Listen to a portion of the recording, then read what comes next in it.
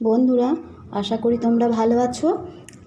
আগের দিন আমরা ক্লাস 7-এর ভারততীর্থ কবিতাটি প্রথম 3টি স্তবক আমরা আলোচনা করেছি।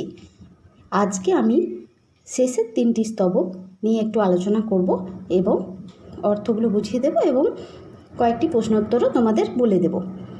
তাহলে তোমরা একটু দেখো। প্রথমেই আমরা আগের দিন বলেছি যে ভারততীর্থ কবিতায় কবি ভারতবর্ষকে মহামানবের সাগরতীর রূপে কল্পনা করেছেন। এখানকে এই ভারতবর্ষকে তিনি পূর্ণ তীর্থ বলে বর্ণনা করেছেন। এই ভারতবর্ষে বিভিন্ন সময়ে বিভিন্ন সাম্রাজ্যবাদী শক্তির উত্থান হয়েছে। শক, হুন, পাঠান, মোগল, আর্য, অনার্য সকলে এসেছে। তারা এখানে বসবাস করেছে বা এখানে সাম্রাজ্য বিস্তার করেছে, কিন্তু শুধুমাত্র তারা ধনসম্পদ লুট করে চলে যায়নি। এখানে তারা স্থায়ীভাবে বসবাস করে এই ভারতের সংস্কৃতির সঙ্গে মিশে গেছে এবং এখানকার সংস্কৃতিকে আরও সমৃদ্ধ করে তুলেছে। পাশ্চাত্যের দেশের সঙ্গে আমাদের দেশের সংস্কৃতির এক মেলবন্ধন ঘটেছে। আবার পরবর্তী ক্ষেত্রে ইংরাজরাও এসেছে, ভারতবর্ষকে পরাধীন করেছে, কিন্তু সেই ভারতবর্ষকে স্বাধীন করার জন্য কবি সকল জাতি সকল মানুষকে আহ্বান করেছেন। তিনি বলতে চেয়েছেন এই সবাইকে এক হয়ে জাতিভেদ প্রথা বর্ণবৈষম্য ভুলে গিয়ে আবার একতার মন্ত্রে সকলকে উদ্বুদ্ধ হতে হবে। এইভাবে তিনি ভারতবর্ষের বর্ণনা করেছেন। এবার দেখো, আমরা একটু শেষের 3টে স্তবক আজকে বলি। এখানে শুরু হচ্ছে, দেখো তোমরা বইটা। হেথা একদিন বিরামবিহীন মহা ওঙ্কার ধ্বনি, হৃদয় তন্ত্রে একের মন্ত্রে উঠেছিল রণরণী। তপস্যা বলে একের অনলে বহুরে আহুতি দিয়া, বিভেদ ভুলিল জাগায়ে তুলিল একটি বিরাট হিয়া। কবি বলেছেন পৌরাণিক যুগে বা প্রাচীন যুগে একদিন এখানে বিরামবিহীন ওঙ্কার ধ্বনি, ওঙ্কার ধ্বনি শিবের ধ্বনিকে বলা হয় ওঙ্কার ধ্বনি। ওঙ্কারকে বলা হয় আদি ধ্বনি। প্রাচীন সমস্ত শাস্ত্র, বেদ, উপনিষদ, গীতা প্রত্যেকটি গ্রন্থেই ওঙ্কার ধ্বনির কথা বলা হয়েছে। বিবেকানন্দর মতে ওঙ্কার ধ্বনি হল ব্রহ্মাণ্ডের প্রতীক, ঈশ্বরের প্রতীক। তিনি বলেছেন ভারতবর্ষের বুকে ওঙ্কার ধ্বনি একদিন ধ্বনিত হয়েছে। তপস্যা বলে এখানে একের অনলে মানে আগুনে বহু জাতি আহুতি দিয়েছে। এখানে একটা ওঙ্কার, এখানে একতার মন্ত্র। বিভেদ ভুলে গেছে, জাগায় তুলেছে, যেন জেগে উঠেছে একটা বিরাট হিয়া বা মন। এখানে একটা বিরাট একতার বীজ বপন হয়েছে। সেই সাধনার সেই আরাধনার যজ্ঞশালার খোলা আজিদার, হেথায় সবারে হবে মিলিবারে আনত শিরে এই ভারতের মহামানবের সাগর তীরে। সেই সাধনা সবাই মিলে যে এক হয়ে মিলিতভাবে দেশকে স্বাধীন করা বা দেশের উন্নতি করার যে সাধনা, সেই যজ্ঞশালার দ্বার আজকেও খোলা আছে। এখানে সবাইকে আবার মিলতে হবে, ভেদাভেদ ভুলে, বর্ণ বৈষম্য, জাতি বৈষম্য, সাম্প্রদায়িকতা ভুলে ভারতবাসীকে একজোট হয়ে দাঁড়াতে হবে। আনত শিরে বলতে আনত মানে হেঁট করে, মাথা হেঁট করে সকলকে একসাথে মিলিত হতে হবে, তবেই আমাদের ভারত মাতা আবার মাথা তুলে দাঁড়াবে। সেই হোমানলে হ্যারো আজি জলে দুঃখের রক্ত শিখা। বলছে হোমানল কাকে বলে? হোমানল কথার অর্থ হলো যজ্ঞের আগুন। তারপর কি, দুঃখের রক্ত শিখা হবে তা সহিতে, মর্মে দহিতে আছে সে ভাগ্যে লিখা। সহিতে মানে সহ্য করতে, দহিতে মানে দহন করতে। যে হোমানলে আজকে যে যজ্ঞের আগুন জ্বালা হয়েছে, এর মধ্যে সে দুঃখের রক্তশিখা আছে। কি রক্তশিখা? কারণ হচ্ছে ভারতবর্ষে যে যুগে যুগে মিলনের বাণী, একতার বাণী উচ্চারিত হয়েছে, কিন্তু কিছু মানুষ সেখানে মিলিত হয়নি। একাধিক জাতি সম্প্রদায়ের মধ্যেও বিভেদ সৃষ্টি হয়েছিল। সেই মহামিলনের এই ভারতভূমিতে বিভেদ, জাতিভেদের যে রক্তশিখা, তা আমাদেরকে, সেই জন্য পূর্বপুরুষগণ যে রক্তশিখা জ্বালিয়েছেন সেগুলো আমাদেরকে সহ্য করতে হবে, আমাদের মর্মে দহন করে নিতে হবে। এই ভাগ্যে আমাদের এটাই লেখা আছে, এ দুঃখ বহন করো, করো জয়, অপমান দূরে যাক। বলেছেন সকল দুঃখ যন্ত্রণা অপমানকে দূরে সরিয়ে সেই দুঃখ বহন করে এগিয়ে যেতে হবে। দুঃসহ ব্যথা হয়ে অবসান, জন্ম লভিবে কি বিশাল প্রাণ।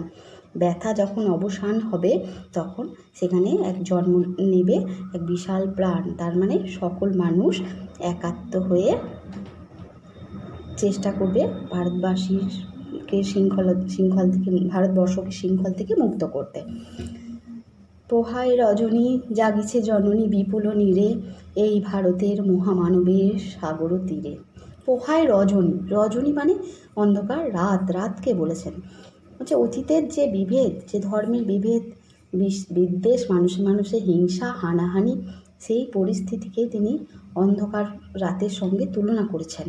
এখানে বলেছেন ভারতের যে ঐক্য সুর তাকে জাগিয়ে তুলতে হবে, সে যেন রাতের আধারে ঘুমিয়ে গেছে। ভারত মাতা যেন বিপুল নীরে, এই বিপুল যে আশ্রয় সেখানে জেগে উঠবেন। এই ভারতের মহামানবের সাগর তীরে সকলকে অগ্রসর হতে হবে, সকল বৈষম্য দূর করে মিলনের মন্ত্রে উদ্বুদ্ধ হয়ে একজোট হতে হবে সকলকে। এসো হে আর্য, এসো অনার্য, হিন্দু মুসলমান। এখানে বলেছেন এসো এসো আজ তুমি ইংরাজ, এসো এসো খ্রিস্টান।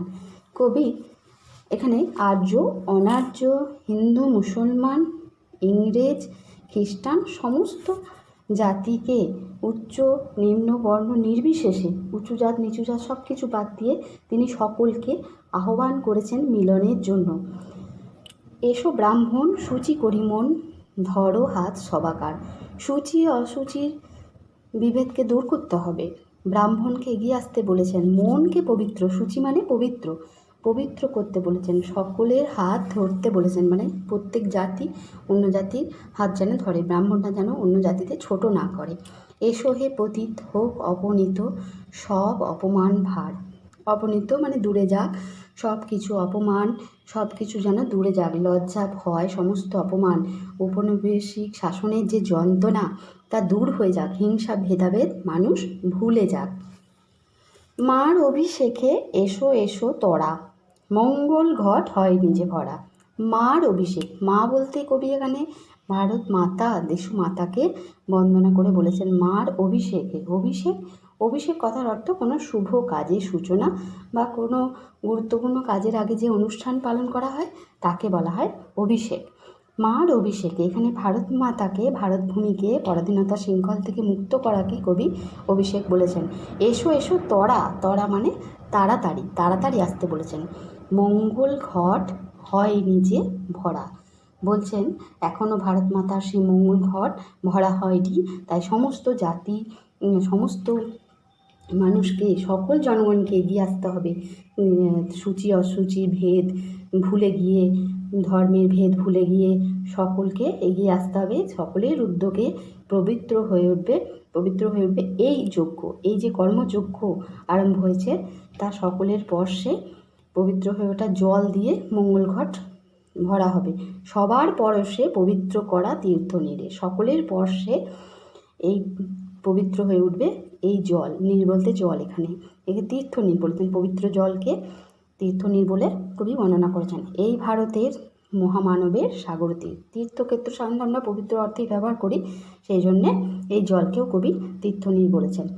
এই ভারতের মহামিলনের সাগর তীরে সকলের স্পর্শে যে পবিত্র জল তা দিয়ে এই ভারতভূমির মায়ের মঙ্গল ঘট ভরা হবে। তার মানে ভারত মাতাকে স্বাধীন করার অভিষেক হবে, তবেই সমস্ত জাতি ধর্মের মিলন ক্ষেত্র এই ভারতকে স্বাধীন করতে পারা যাবে। এটাই কবি এখানে বোঝাতে চেয়েছেন। এখানে কয়েকটা প্রশ্ন হতে পারে, একটু আগে স্তবকের একটা প্রশ্ন হতে পারে, আগের দিন হয়তো আমার বলা হয়নি, আজকে একটু আমি বলে দিচ্ছি। হে রুদ্রবীণা বাজো বাজো বাজো, রুদ্রবীণা কি কবিতার বেজে ওঠার প্রত্যাশী কেন, এটা একটা প্রশ্ন হতে পারে। দেবাদিদেব মহাদেবের বীণাকে বলা হয় রুদ্রবীণা। রুদ্রবীণা হচ্ছে কঠোর, রুদ্রবীণা ধ্বংসের প্রতীক, ধ্বংস করে, কিন্তু এটাও আমাদেরকে জানতে হবে যে সেই ধ্বংস থেকে সৃষ্টি হয় নতুনের জন্ম হয়, নতুন কিছুর সৃষ্টি কিন্তু সে ধ্বংস থেকেই হয়। একটা রুদ্রবীণাকে কবি জাগতে বলেছেন, তার কারণ ভারতের অতীত যতই গৌরবময় হোক, যতই এখানকার সংস্কৃতি সমৃদ্ধ হয়ে উঠুক, কিছু কিছু মানুষ এখনও সংকীর্ণ মানসিকতার জন্য তারা মহান ঐতিহ্যকে দূরে সরিয়ে রেখেছেন। তাই কবি চান সেই সমস্ত মানুষ যারা এখনও মিলেমিশে একাকার হয়ে যেতে পারেনি, তারাও যেন ভারতের একতার স্রোতে এসে মিশে যাক। তাই যেন তিনি বলেছেন বিভেদকে ধ্বংস করতে হবে। তাই রুদ্রবীণাকে আহ্বান করেছেন সমস্ত বাধা বিপত্তি ধ্বংস হয়ে যাক, ভেদাভেদ, ধর্মের সম্বন্ধে কুসংস্কার সব কিছু দূরে যাক। সেই জন্য কবি চেয়েছেন রুদ্রবীণা বেজে উঠুক এবং একই সঙ্গে ভারতের বৃহৎ যে ঐক্য, বৈচিত্র্যের মধ্যে যে ঐক্য, তার সাথে সকলের মিলন ঘটুক, এটাই কবি বলতে চেয়েছেন।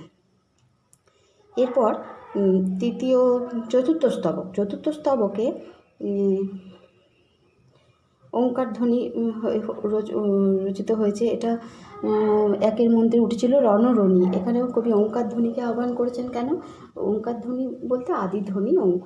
ওং শব্দটি আমাদের প্রাচীন সমস্ত শাস্ত্র, বেদ, উপনিষদ, গীতা প্রত্যেকটি গ্রন্থেই ওঙ্কার ধ্বনির কথা বলা আছে। ওঙ্কার ধ্বনি একটি পবিত্র ধ্বনি, তাই এই কবিতায় কবি ওঙ্কার ধ্বনির কথা বলেছেন। তারপরে দেখো, সেই হোমানলে হ্যারো আজি জলে দুঃখের রক্ত শিখা হবে তা সহিতে মর্মে দহিতে আছে সে ভাগ্যে লেখা। আছে সে ভাগ্যে লেখা। ভাগ্যে কী লেখা আছে? ভাগ্যে পূর্ব ইতিহাস যা লেখা আছে, মানে ভারতবর্ষে যুগে যুগে বিভিন্ন দেশান্তর থেকে এসেছে বিভিন্ন জাতি, তারা সাম্রাজ্যবাদী শোষণ চালিয়েছে, তারা এখানে অবস্থানও করেছে। কিন্তু ভারতের মধ্যে মিলনের বাণী উচ্চারিত হওয়া সত্ত্বেও কিছু বিভিন্ন কুসংস্কার, কিছু অন্ধ কুসংস্কার এখানে রয়ে গেছে। কিছু জাতি এখনও একতার ভারতবর্ষে সকলের সঙ্গে মিলেমিশে একাকার হয়ে যেতে পারেনি, যার জন্য ভারতভূমিতে বিভেদ, জাতিভেদ প্রথা সৃষ্টি হয়েছিল। আমাদের পূর্বপুরুষরা যে অন্যায় করেছেন, সেই বিভেদ, জাতিভেদ প্রথা সৃষ্টি করে তাকেই কবি এখানে দুঃখের রক্তশিখা বলেছেন। এবং আমাদের এই যন্ত্রণা, দুঃখকে সহ্য করতে হবে, এই যন্ত্রণা আমাদের ভাগ্যে লেখা আছে, এটাই তিনি বলতে চেয়েছেন। তারপরে আরেকটা প্রশ্ন হতে পারে ওই স্ট্যান্জাটি দেখো শেষের দিকে, পোহাই রজনী। পোহাই রজনী এই ধরনের কথা কেন বলেছেন এবং এর পরে কবি কী কল্পনা, কী চেয়েছেন বা কী প্রত্যাশা করেছেন, সেটা কবিতায় কীভাবে কবি দেখেছেন সেটা আমরা একটু আলোচনা করি। অতীতের যে সমৃদ্ধ ঐতিহ্যময় ভারত, সেখানে একতার বাণী বারবার উচ্চারিত হয়েছে, তবুও কিছু কিছু ক্ষেত্রে আজ জাতি, ধর্মের বিভেদ, সাম্প্রদায়িক হানাহানি একটা খুব খারাপ অবস্থায়, খুব লজ্জাজনক অবস্থায় পৌঁছেছে। রত্নকর বা ভারতবর্ষে যুগে যুগে যে ঐক্য বা মিলনের বাণী উচ্চারিত হয়েছে, তার মধ্যে হিংসা বা ভেদাভেদ পরিস্থিতিটিকে কবি খুব দুঃখের সঙ্গে দেখেছেন এবং সেই লজ্জাজনক অবস্থাকে কবি অন্ধকার রাতের সঙ্গে তুলনা করেছেন। ভারতের যে ঐক্যের সুর, যে মিলনের মেলবন্ধনের যে সুর, তা যেন সেই সুরের তার যেন ছিঁড়ে যাচ্ছে, যেন অন্ধকার আঁধারে হারিয়ে যাচ্ছে। তাই কবি আশা করেছেন সেই অন্ধকার পোহায় রজনী, রাত শেষ হয়ে যাবে। পোহায় মানে শেষ হয়ে যাওয়া। রাত পুয়ে যাবে, তখন পোহায় যাবে যখন জাগিছে জননী বিপুলনী রে। এখানে দেশ মাতা আবার জেগে উঠবেন এবং সকল জাতি, ধর্ম, বর্ণ নির্বিশেষে সকলেই আবার একতার বলে বলিয়ান হয়ে এই ভারত মাতার যজ্ঞশালায় যখন অংশগ্রহণ করবে, তখন রাত শেষ হয়ে যাবে, আবার যেন জননী জেগে উঠবে। এটাই তিনি বলতে চেয়েছেন এই লাইনের মধ্যে দিয়ে, এই ভারতের মহামানবের সাগর তীরে। আর এখানে যে ভারতের অতীত ইতিহাসের কথা এখানে বর্ণনা করেছেন, তাই তিনি বারবার আর্য অনার্য, হিন্দু মুসলমান সকলকে আহ্বান করেছেন, সকলের দ্বারা সকলে যখন একজোট হয়ে একতার বন্ধনে বাঁধা পড়বে, তবেই ভারতবর্ষ স্বাধীন হয়ে উঠবে। পরাধীনতার শৃঙ্খল থেকে আমরা ভারত মাতাকে মুক্ত করতে পারব। এই এই আহ্বানে তিনি বারবার এই কবিতায় জানিয়েছেন এবং সকলের মিলনের মধ্যে দিয়ে এই দেশ যে নতুনভাবে জেগে উঠবে এই স্বপ্নই কবি দেখেছেন। ঠিক আছে, তাহলে কয়েকটি প্রশ্ন আমি বলে দিলাম। তোমরা যদি আর কিছু জানার থাকে আমাকে কমেন্ট বক্সে লিখে কমেন্ট করবে, আর ভিডিওটি ভালো লাগলে এটি লাইক করবে। আমার চ্যানেলে তো তোমরা নতুন, তাহলে একটু চ্যানেলটা সাবস্ক্রাইব করো। আর এর আগে যারা আগের অংশটি দেখোনি তারা আগের অংশটি দেখে নেবে, সেখানে আরও প্রথম 3টি স্তবক সম্পর্কে আলোচনা করা আছে। তাহলে ভারতীর্থ কবিতাটি আলোচনা করলাম আজকে, এর পরের দিন অন্য কোনো কবিতা নিয়ে আলোচনা করা যাবে। তোমরা সকলে ভালো থেকো, সুস্থ থেকো।